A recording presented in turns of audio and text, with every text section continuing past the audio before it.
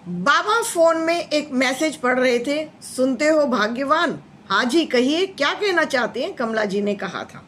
किशन लाल जी ने कहा कि सत्संग से एक मैसेज आया है, गर्मी की छुट्टियां हैं और बहुत ही अच्छा प्रोग्राम होने जा रहा है। तो कमला जी ने पूछा था कहाँ पर होना है? जी, मानेसर में है प्रोग्राम।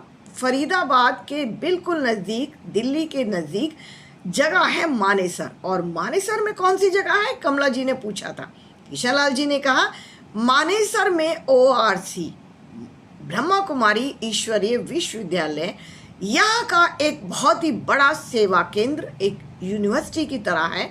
वहाँ पर बहुत अच्छी सेवाएं चल रही है, क्लासेस चल रही हैं। चलो दोनों चलते हैं। तो कमला जी ने कहा क्या मैं अपनी कुछ फ्रेंड्स को भी लेकर जा सकती हूँ? हाँ हाँ, जा सकती हो, लेकिन इसके लिए पहले वहाँ पर रजिस्ट्रेशन कराना ज़रूरी होता है।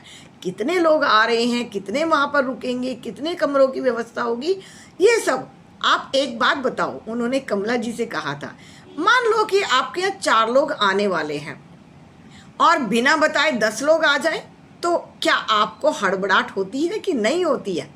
मान लो कि बारात में हमने 150 लोगों को बुलाया और 500 लोग पहुंच जाएं, तो क्या परेशानी होगी या नहीं होगी?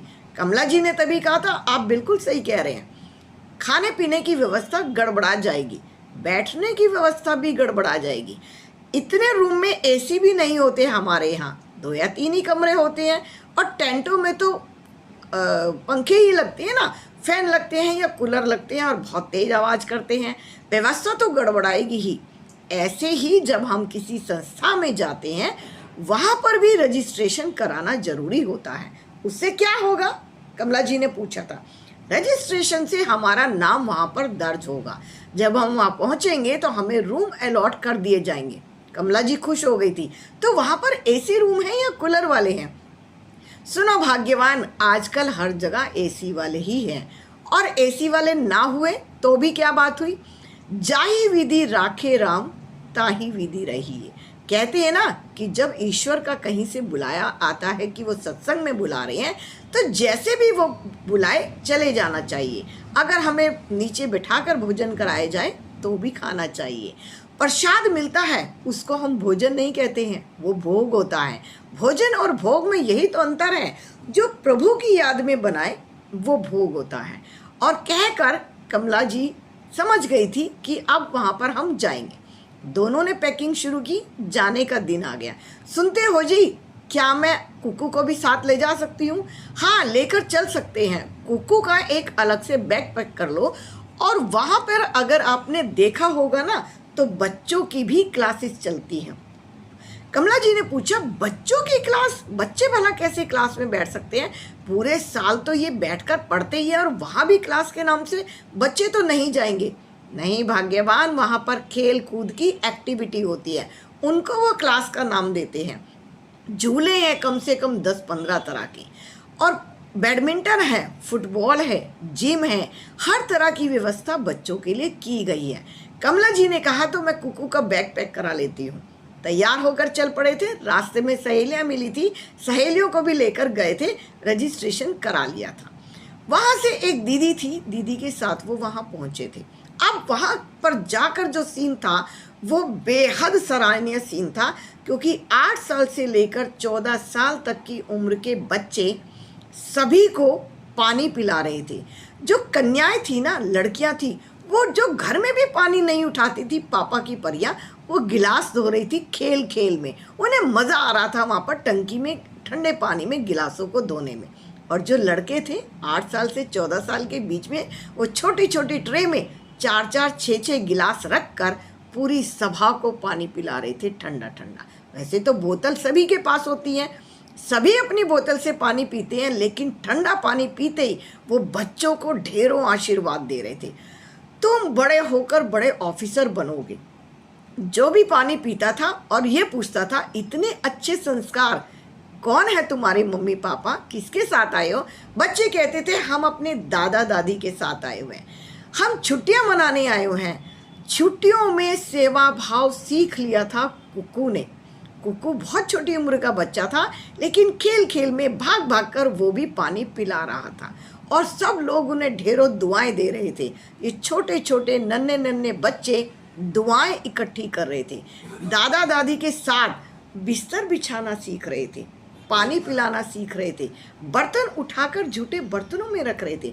बच्चे थे, सब लोग मना करते थे, नहीं हमारे बर्तन तुम लोग मत उठाओ, तो भी कहते थे नहीं हमें कुछ सीखना है, यहीं से सीखना है, भाई जी ऐसा ही समझा रहे हैं।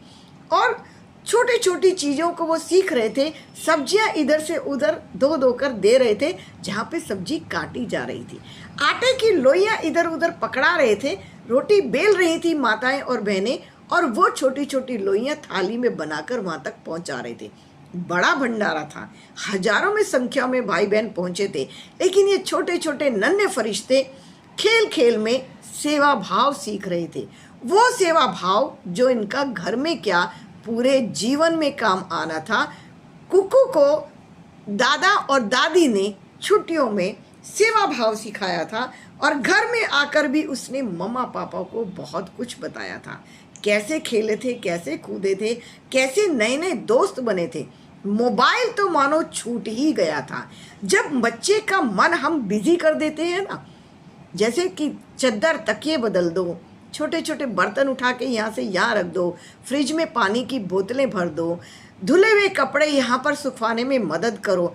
जब हम इन्हें छोटे छोटे कामों में लगा देते हैं ना, जिन कामों से आजकल हम इन्हें दूर करते जा रहे हैं, तो बच्चा सेवा भाव सीख जाता है। नहीं तो मोबाइल और उनकी आंखें, ये जो आंखें बंद हो रही है ना, ये मोबाइल की किरणों का जो असर हो रहा है वही बच्चों की आंखों पर चश्मे लगवा रहा है। बच्चों की आंखें दुखती हैं। आज भी दादा दादी जो उस जमाने के हैं ना, जिस जमाने के हम हैं, वो आज भी अपने बच्चों को सेवा भाव ही सिखाते हैं। लेकिन हम अपनी सुविधा से लिए कि ये शोर नहीं मचाएंगे, ये तंग नहीं करेंगे, ये जिद करके मोबाइल ले लेते हैं, ये मानते ही नहीं हैं, ये रोते बहुत हैं, उन चीज़ों से पीछा छुड़ाने के लिए हम उन्हें मोबाइल दे देते हैं। जहाँ दो बहनों को बातें करनी होती है ना, बच्चा डिस्टर्ब ना करे, मोबाइल पकड़ा देती है। मेट्रो में जब जाती है ना, मेट्रो में ये परेशान ना करे, अपनी परेशानी से बचने के लिए बच्चों के हाथ में मोबाइल दे देती है और कहती हैं कि बच्चा ही नहीं मानता है। वो टाइम याद करो जब हमारे बच्चे थे, कॉमिक्स पढ़ा करते थे, लोटपोट, चंदा मामा, नंदन, ये किताबें पढ़ा करते थे उस टाइम के बच्चे। आज क्यों नहीं पढ़ सकते हैं? पढ़ सकते हैं। शायद हम आसान रास्ता ढूंढते हैं बच्चों को चुप कराने का।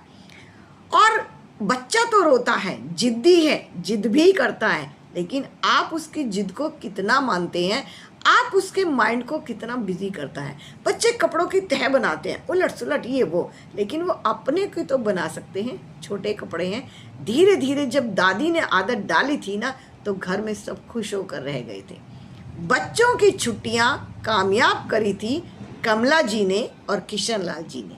बाबा दादी और नाना नानी के साथ जो बच्चे आज भी पलते हैं, कुछ घरों में शायद अनबन हो सकती है, लेकिन बच्चों को सब प्यार करते हैं। वो कहते हैं ना, मूल से ब्याज प्यारा। नाना नानी के दिल के नूर हैं वो, और दादा दादी के आंखों के तारे। आज भी वो बच्चों से बेहद प्यार करते हैं, और सेवा भाव सिखा दिया था कमला जी ने और किशन लाल जी।